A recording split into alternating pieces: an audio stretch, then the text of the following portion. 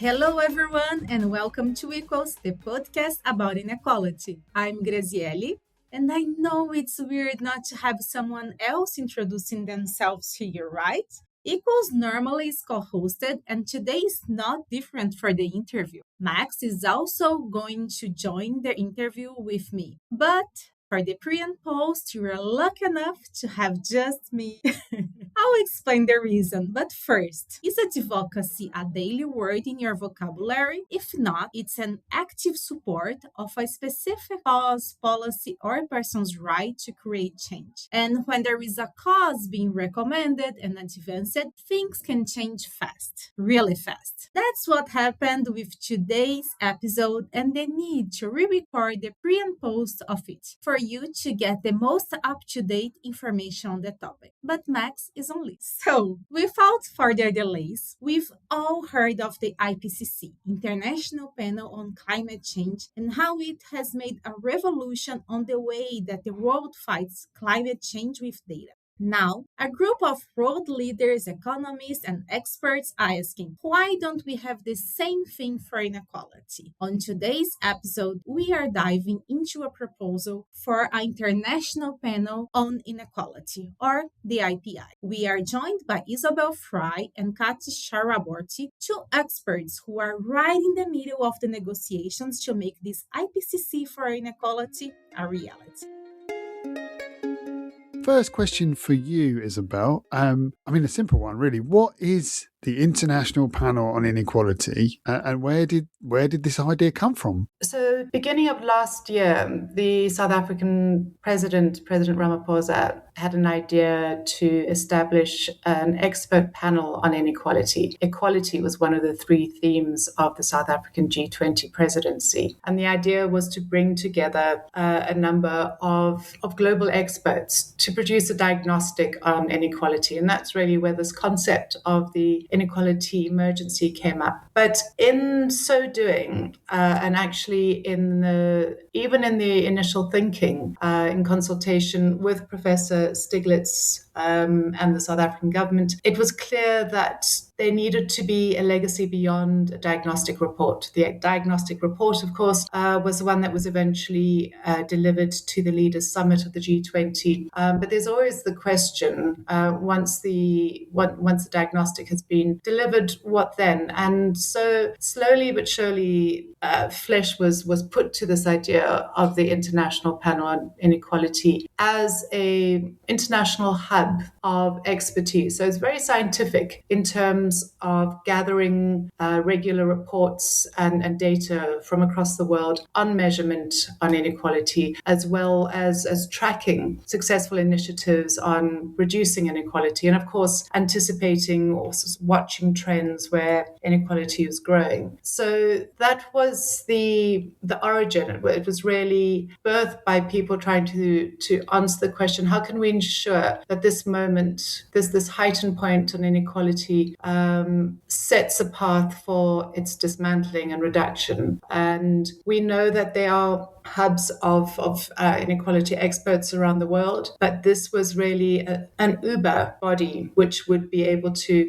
receive the data, make reports, and have some kind of binding authority on member national states to consider, implement, and be part of the global drive to reduce inequality. So it's a bit like what the IPCC is, the International Panel on Climate Change. And that's really where the thinking on the IPI is right now. Well, it's interesting that you mentioned the IPCC, which is the International Panel on Climate Change, that is there for a long time, and we hear in many moments. So that's exactly what I'm willing to ask you, Katy. How the IPI is going to work, how close its work is going to be to the IPCC, or how different is it going to be? Thanks, Grazie. Yeah, the IPCC it's both a really useful comparator, but also I think it's going to be important to stress where the IPI may be different. I think where it's a really useful comparison is that it's trying to solve the same question, which is how to put kind of reliable science and data at the heart of policy making and decision making on a really kind of,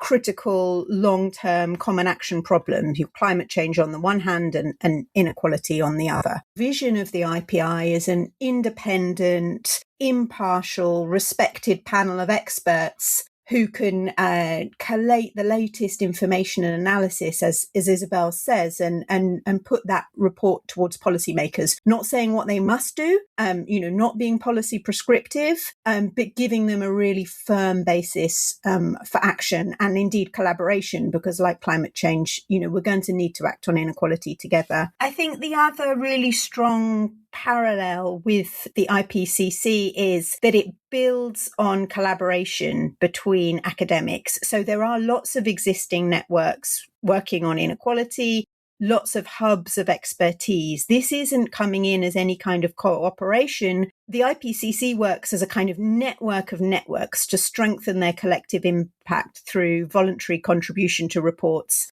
And I think that's exactly how we see the IPI working. But the IPCC, was set up decades ago is what perhaps a less complex, less politically charged time, and the IPI needs to work now. And so there are some crucial differences. I think the first thing is that the I in IPCC stands for intergovernmental, and we are not aiming to create a fully intergovernmental panel where its reports are signed off by governments line by line, where governments have a really big say in the conclusions that it reaches. We want this to be international. We envisage supportive governments being part of the governance structure. But what's really important is that the reports of the IPI will belong to the expertise of that panel alone. And the other thing is, this is not a time to be creating new big bureaucracies either. So what's really important, especially, you look at the context of the UN going through its process of reports, is that this does need to be slighter in terms of bureaucracy. It needs to be agile. It needs to be able to produce policy relevant data on a time frame that we can use. I think the IPCC reports every 7 years. We'd be looking more like 3. So a bit of a lighter bureaucracy that is able to get the information in front of policymakers now. And those would be some of the differences. I think just to round that out, we're midst negotiations now of exactly what it would look like. And I wouldn't want to prejudge that. But I think it's safe to assume what we'd be talking about here is a scientific panel of around 40 people, a kind of governance structure working with that, where governments would help, inform that process, and then hopefully be therefore sort of tied into listening to its recommendations and ideally acting on them. Oh, it's really exciting. So, okay, we've got this idea, this international panel.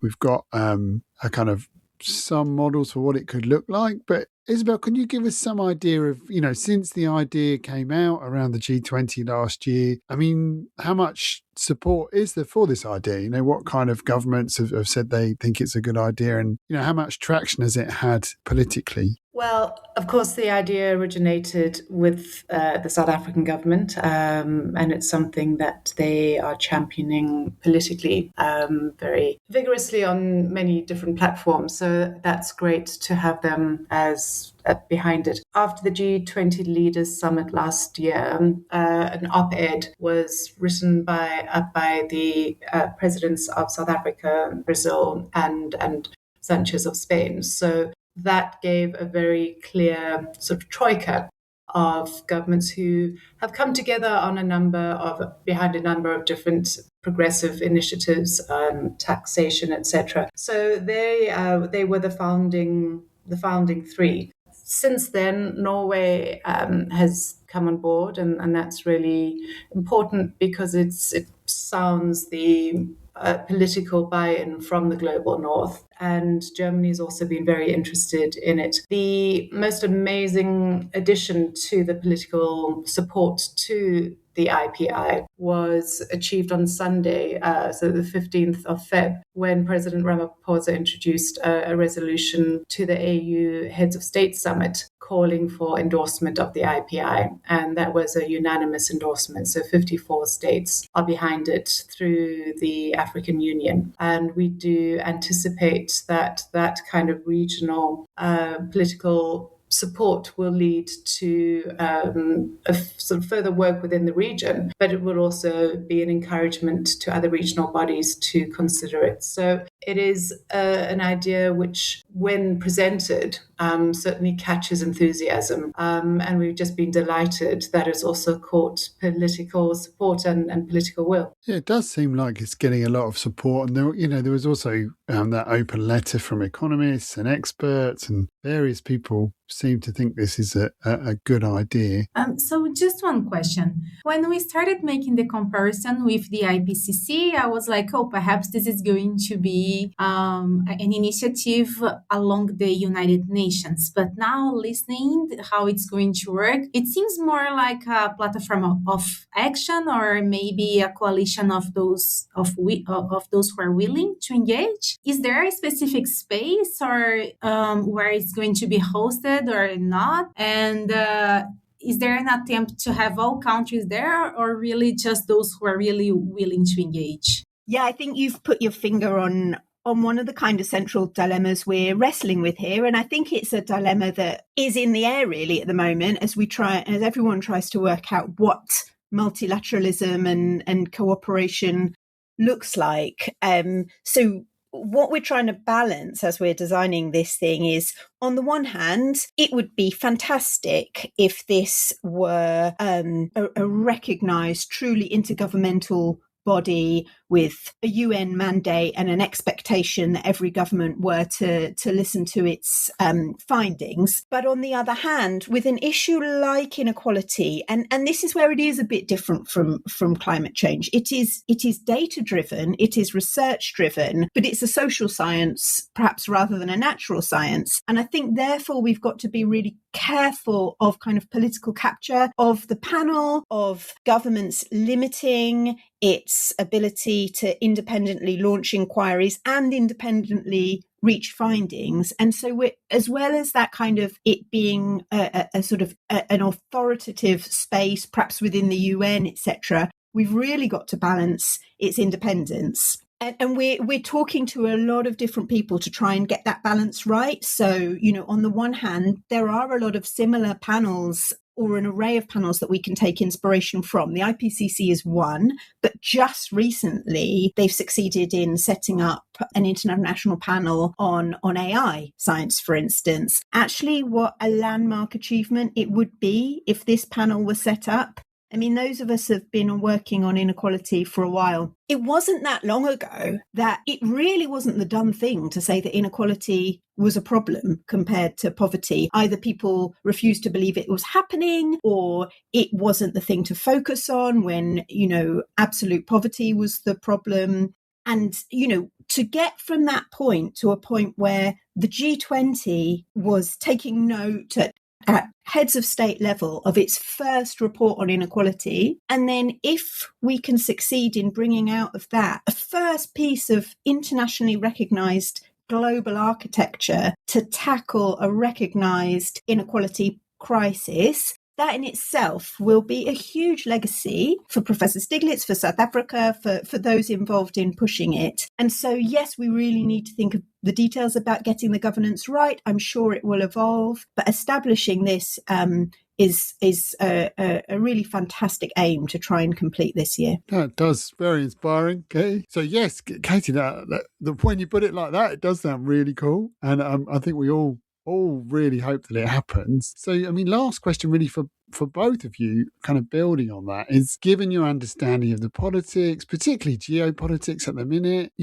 how likely do you think this will happen? When might we see an international panel on inequality launched? And how optimistic are you that's going to happen? I think it's very likely that a panel will be established this year. That's the roadmap that we're on. It may be ambitious, but hey, you've got to give it a go. The hope would be that a core group of coalition of the willing governments international multilateral agencies around the UN, civil society, and panelists themselves would be in place by the end of the year and look to start to develop their program of work to be having an interim report in 2027, 2028. That's the aim. Isobel laid out, I think, the reasons to be hopeful, which is this isn't working with a niche group of famously radical governments. This is core G20 members,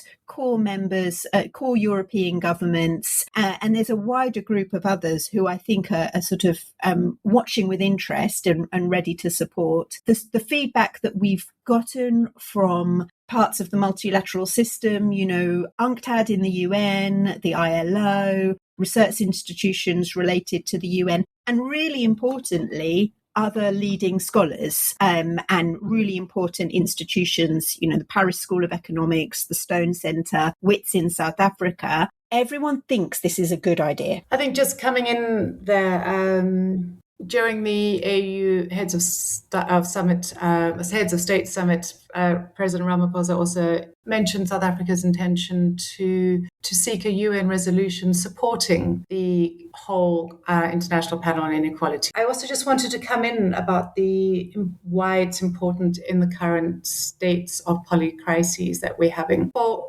me, the crisis of multilateralism indicates more than ever that you need strong institutions. We need to go beyond the individuals who are passionate and committed. We need to ensure that passion and commitment drives the initiative forward into a concretized institution that survives beyond any of us who are interested in and involved in its formation. So, as Katy said, with a lot of work happening this year, we really do believe that the IPI will have a successful launch towards the end of this year, and that the work will begin to reap benefits very shortly after that. So it's really required. And speaking to people about the idea of the IPI, I've yet to come across anybody who questions its need. I think as the conversation has revealed, we're still looking at different ideas and constructions as to where it should ideally land. But there's absolutely no doubt that it's needed, urgently needed, and that we're seeing the building of political will, and also the support from foundations and endowments, because we know that the financing needs to ensure its independence, and that's something that people are very committed to. We don't want to see vetoes. We don't want to see objections. We want to ensure that the findings that are collected and collated by the IPI are pure of any influence. Thanks. Well, I mean, I think you're both very convincing. I really, really hope that this works and that this year we get an international panel on inequality. I just really wish that this really comes to a reality and that we see inequality reducing everywhere. Thank you so much, you two. Thanks, guys. It feels like the political will to consider inequality as a global emergency is finally catching up to the alarming data on inequality and its effects on the people and the planet. Since the episode was recorded, we know that the first official meeting of the founding committee for the IPI was held in Geneva, Switzerland, in the middle of March, with Professor Stiglitz and the other experts, as well as the founding governments of South Africa, Brazil, Spain, and Norway. Momentum is building and attention is focused now on working out some of the key design questions. The next meeting will happen end of April in South Africa. A huge thank you to Isobel and Katy for giving us the inside track on IPI. If this episode got you thinking, please share, like. You can find us on equals.in for the podcast and for our newsletter. You can also listen on your favorite podcast player and find us on social medias. Thank you for listening. Speak soon. Bye.